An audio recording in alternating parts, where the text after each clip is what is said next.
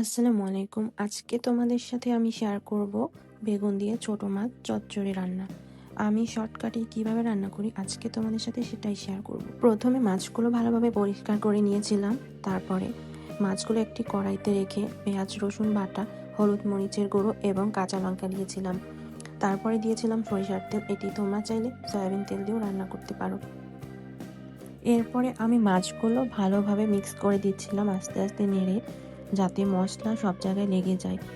প্রথমে গ্যাসটি স্লো রেখেছিলাম যাতে মশলাগুলো ভালোভাবে মিক্স হয় এবং লেগে না যায়। তারপরে আমি মিডিয়াম রেখে রান্না করেছিলাম।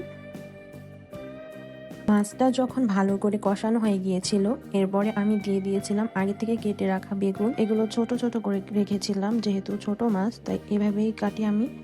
তারপরে বেগুন মিক্স করে আবার ভালো করে কষিয়ে নেব। হলো আস্তে আস্তে নাড়তেছিলাম যাতে ভেঙে না যায়। যেহেতু ছোট মাছ ছিল তাই ভেঙে যাওয়াটাই স্বাভাবিক, তাই সাবধানে নাড়তে হবে।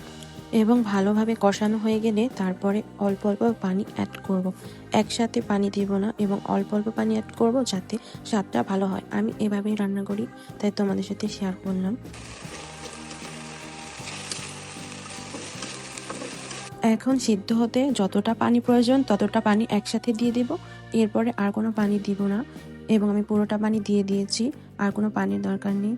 তারপর রেখে দিব।